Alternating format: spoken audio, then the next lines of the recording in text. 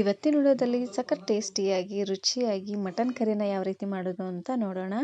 ಇದನ್ನ ನೀವು ಅಕ್ಕಿ ರೊಟ್ಟಿ, ಜೋಳದ ರೊಟ್ಟಿ ಹಾಗೆಯೇ ಚಪಾತಿ ಜೊತೆಗೆಲ್ಲ ಸರ್ವ್ ಮಾಡ್ಕೋಬಹುದು. ತುಂಬಾನೇ ಚೆನ್ನಾಗಿರುತ್ತೆ.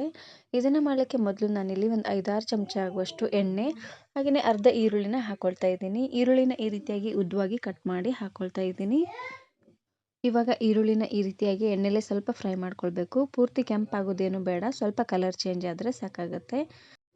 ನೋಡಿ, ಈರುಳ್ಳಿ ಎಲ್ಲ ಸ್ವಲ್ಪ ಈ ರೀತಿಯಾಗಿ ಸಾಫ್ಟ್ ಆಗ್ತಿದ್ದಂಗೆ ಇವಾಗ ನಾನಿಲ್ಲಿ 3/4 kg ಆಗುವಷ್ಟು ಮಟನನ್ನು ಹಾಕೊಳ್ತಾ ಇದ್ದೀನಿ. ಕುಕ್ಕರ್ಗೆ ಮಟನನ್ನು ಹಾಕಿ ಒಂದು 3-4 ವಿಸಿಲ್ ಕೂಗಿಸಿ ತಗೊಂಡಿದ್ದೆ. ಇವಾಗ ಮಟನ್ನ ಈ ರೀತಿಯಾಗಿ ಚೆನ್ನಾಗಿ ಇದನ್ನು ಹುರ್ಕೊಳ್ಬೇಕು. ಸ್ವಲ್ಪ ಎಣ್ಣೆಲೆ ಈ ರೀತಿಯಾಗಿ ಚೆನ್ನಾಗಿ ಇದನ್ನು ಹುರ್ಕೊಂಡು ತಗೊಳ್ಳಿ. ಮಟನ್ಗೆ ಸ್ವಲ್ಪ ಉಪ್ಪು ಹಾಗೆಯೇ ಅರಿಶಿನ ಪುಡಿನ ಹಾಕಿ ಒಂದು 3 ವಿಸಿಲ್ ಕೂಗಿಸಿ ತಗೊಂಡಿದ್ದೆ. ಇದಕ್ಕೆ ಇವಾಗ ರುಚಿಗೆ ತಕ್ಕಷ್ಟು ಉಪ್ಪನ್ನು ಹಾಕೊಳ್ತಾ ಇದ್ದೀನಿ. ಹಾಗೆಯೇ ಒಂದು ಅರ್ಧ ಚಮಚ ಆಗುವಷ್ಟು ಅರಿಶಿನ ಪುಡಿ ಹಾಗೆಯೇ ಒಂದು 2 ಚಮಚ ಆಗುವಷ್ಟು ಅಚ್ಕಾರದ ಪುಡಿನ ಹಾಕೊಳ್ತಾ ಇದ್ದೀನಿ. ನಿಮ್ಮ ಖಾರಕ್ಕೆ ಎಷ್ಟು ಬೇಕೋ ಅಷ್ಟು ಖಾರ ನೀವು ಇಲ್ಲಿ ಹಾಕೊಳ್ಬೋದು. ನೋಡಿ, ಖಾರ ಪುಡಿ ಹಾಕಿದಾದ್ಮೇಲೆ ಒಂದು ಸಾರ್ತಿ ಈ ರೀತಿಯಾಗಿ ಚೆನ್ನಾಗಿ ಇದನ್ನು ಮಿಕ್ಸ್ ಮಾಡ್ಕೊಂಡು ತಗೊಳ್ಳಿ. ಒಂದು ಸಾರ್ತಿ ಈ ರೀತಿಯಾಗಿ ಮಟನ್ ಕರಿನ ಮಾಡ್ಕೊಳ್ಳಿ, ತುಂಬಾನೇ ಚೆನ್ನಾಗಿರುತ್ತೆ. ನಾನು ಇದೇ ರೀತಿ ಬಹಳಷ್ಟು ವೆರೈಟಿ ಆಗಿರುವಂತಹ ನಾನ್ ವೆಜ್ ರೆಸಿಪೀಸ್ನ ಅಪ್ಲೋಡ್ ಮಾಡಿದ್ದೀನಿ. ವಿಡಿಯೋ ನೋಡಿಲ್ಲ ಅಂದರೆ ಈ ವಿಡಿಯೋ ಕೊನೆಯಲ್ಲಿ ಹಾಕಿರ್ತೀನಿ, ನೋಡಿ ಚೆಕ್ ಮಾಡಿ. ನೋಡಿ, ಈ ರೀತಿಯಾಗಿ ಸ್ವಲ್ಪ ಹುರ್ಕೊಂಡಾದ್ಮೇಲೆ ಇವಾಗ ನಾನಿಲ್ಲಿ ಮಸಾಲೆನ ಹಾಕೊಳ್ತಾ ಇದ್ದೀನಿ. ಮಸಾಲೆಗೆ ನಾನಿಲ್ಲಿ ಸ್ವಲ್ಪ ಒಣ ಕೊಬ್ಬರಿ ಹಾಗೆಯೇ ಶುಂಠಿ, ಬೆಳ್ಳುಳ್ಳಿ, ಪುದೀನ ಸೊಪ್ಪು, ಕೊತ್ತಂಬರಿ ಸೊಪ್ಪು ಹಾಗೆಯೇ ಟೊಮೆಟೊ, ಈರುಳ್ಳಿ ಎಲ್ಲವನ್ನು ಚೆನ್ನಾಗಿ ಇದನ್ನು ಫ್ರೈ ಮಾಡಿ ಹಾಕ್ಕೊಂಡಿದ್ದೀನಿ. ಈ ರೀತಿಯಾಗಿ ಹುರಿದು ಹಾಕ್ಕೊಳ್ಳಿ, ಚೆನ್ನಾಗಿರುತ್ತೆ. ನೋಡಿ, ಮಸಾಲೆನ ಹಾಕಿದಾದ್ಮೇಲೆ ಒಂದು ಸಾರ್ತಿ ಈ ರೀತಿಯಾಗಿ ಚೆನ್ನಾಗಿ ಇದನ್ನು ಮಿಕ್ಸ್ ಮಾಡ್ಕೊಂಡು ತಗೊಳ್ಳಿ. ಇದೇ ಮಸಾಲೆನ ನೀವು ಚಿಕನ್ ಕರಿ ಮಾಡಬೇಕಾದ್ರೆ ಹಾಕ್ಕೊಳ್ಬೋದು, ಚೆನ್ನಾಗಿರುತ್ತೆ. ಚಿಕನ್ ಕರಿ, ಎಗ್ ಕರಿ ಹಾಗೆಯೇ ಈ ರೀತಿಯಾಗಿ ಮಟನ್ ಕರಿಗೆಲ್ಲ ಮಾಡ್ಕೊಳ್ಬೋದು, ತುಂಬಾ ಚೆನ್ನಾಗಿರುತ್ತೆ. ನೋಡಿ, ಮಸಾಲೆ ಎಲ್ಲ ಹಾಕಿದಾದ್ಮೇಲೆ ಒಂದು ಸಾರ್ತಿ ಈ ರೀತಿಯಾಗಿ ಚೆನ್ನಾಗಿ ಇದನ್ನು ಮಿಕ್ಸ್ ಮಾಡಿಕೊಂಡು ಸ್ವಲ್ಪ ಎಣ್ಣೆ ತೇಲಿ ಬರಬೇಕು ನೋಡಿ, ಅಲ್ಲಿವರೆಗೂ ಇದನ್ನು ಮೇಲ್ಗಡೆ ಮುಚ್ಚಳನ ಮುಚ್ಚಿ ಉರಿನ ಪೂರ್ತಿಯಾಗಿ ಲೋ ಫ್ಲೇಮ್ನಲ್ಲೇ ಇಟ್ಟು ಹಾಗೆ ಬಿಟ್ಬಿಡಬೇಕು.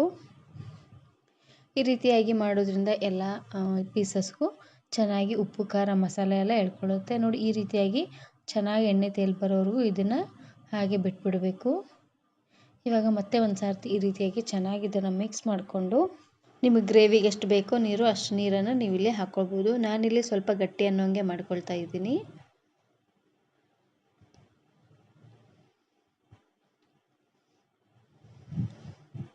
ಮಿಕ್ಸಿ ಜಾರಲ್ಲಿ ಸ್ವಲ್ಪ ಮಸಾಲೆ ಇತ್ತು, ಅದನ್ನು ಹಾಕ್ಕೊಳ್ತಾ ಇದ್ದೀನಿ. ಹಾಗೆಯೇ ಮಟನ್ ಬೇಯಿಸಿರುವಂತಹ ನೀರಿತ್ತು ನೋಡಿ, ಅವೆರಡನ್ನೂ ಹಾಕ್ಕೊಂಡು ಬೇಯಿಸ್ಕೊಳ್ತಾ ಇದ್ದೀನಿ. ಇಷ್ಟು ನೀರು ಹಾಕಿದ್ರೆ ಸಾಕಾಗುತ್ತೆ. ಇದು ಗ್ರೇವಿ ತುಂಬಾ ಗಟ್ಟಿಯಾಗಿ ಚೆನ್ನಾಗಿ ಬರುತ್ತೆ. ಇದಕ್ಕೇ ನಾನಿಲ್ಲಿ 1 ಚಮಚ ಆಗುವಷ್ಟು ಮಟನ್ ಕರಿ ಮಸಾಲಾನ ಹಾಕ್ಕೊಳ್ತಾ ಇದ್ದೀನಿ. ನೋಡಿ, ಮಸಾಲಾನ ಹಾಕಿದಾದ್ಮೇಲೆ ಚೆನ್ನಾಗಿ ಇದನ್ನು ಮಿಕ್ಸ್ ಮಾಡಿಕೊಂಡು ಇವಾಗ ಉರಿನ ಪೂರ್ತಿಯಾಗಿ ಮೀಡಿಯಮ್ ಫ್ಲೇಮ್ನಲ್ಲೇ ಇಟ್ಟು ಬೇಯಿಸ್ಕೊಂಡು ತಗೊಳ್ಳಿ. ನಾನು ಇದೇ ರೀತಿ ಮಟನ್ ಲಿವರ್ ಫ್ರೈನ ಯಾವ ರೀತಿ ಮಾಡೋದು ಅಂತ ಆಲ್ರೆಡಿ ವಿಡಿಯೋ ಅಪ್ಲೋಡ್ ಮಾಡಿದ್ದೀನಿ. ವಿಡಿಯೋ ನೋಡಿಲ್ಲ ಅಂದರೆ ಈ ವಿಡಿಯೋ ಕೊನೆಯಲ್ಲಿ ಹಾಕಿರ್ತೀನಿ, ನೋಡಿ ಚೆಕ್ ಮಾಡಿ. ನೋಡಿ, ಈ ರೀತಿಯಾಗಿ ಚೆನ್ನಾಗಿ ಕುದಿ ಬರೋವರೆಗೂ ಇದನ್ನು ಕುದಿಸ್ಕೊಂಡು ತಗೊಳ್ಬೇಕು. ಈ ರೀತಿಯಾಗಿ ಕುದಿ ಬರೋವಂಥ ಟೈಮಲ್ಲಿ ಒಂದು ಸಾರ್ತಿ ಚೆನ್ನಾಗಿ ಇದನ್ನು ಮಿಕ್ಸ್ ಮಾಡ್ಕೊಂಡು ತಗೊಳ್ಳಿ. ಈ ರೀತಿಯಾಗಿ ಮಾಡೋದ್ರಿಂದ ಎಲ್ಲ ಮಟನ್ ಪೀಸಸ್ಸು ಚೆನ್ನಾಗಿ ಬೇಯುತ್ತೆ. ಇವಾಗ ಮೇಲ್ಗಡೆ ಮುಚ್ಚಳನ ಮುಚ್ಚಿ ಮತ್ತೆ ಇದನ್ನು ಉರಿನ ಪೂರ್ತಿಯಾಗಿ ಲೋ ಫ್ಲೇಮ್ನಲ್ಲೇ ಇಟ್ಟು ಬೇಯಿಸ್ಕೊಂಡು ತಗೊಳ್ಳಿ. ಇವಾಗ ನೋಡ್ತಾ ಇರ್ಬೋದು, ಚೆನ್ನಾಗಿ ಎಣ್ಣೆ ತೇಲಿ ಬರ್ತಾ ಇದೆ. ಹಾಗೆಯೇ ಮಟನ್ನು ತುಂಬಾ ಸಾಫ್ಟಾಗಿ ಚೆನ್ನಾಗಿ ಬೆಂದಿದೆ. ಇಷ್ಟು ಬೆಂದರೆ ಸಾಕಾಗುತ್ತೆ.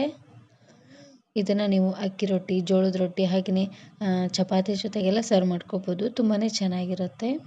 ಹಾಗೆಯೇ ಮಸಾಲ ರೈಸು, ಜೀರಾ ರೈಸು, ಕುಷ್ಕ ಜೊತೆಗೆಲ್ಲ ಈ ರೀತಿಯಾಗಿ ಮಟನ್ ಕರಿನ ಮಾಡ್ಕೊಳ್ಳಿ, ತುಂಬಾ ಚೆನ್ನಾಗಿರುತ್ತೆ.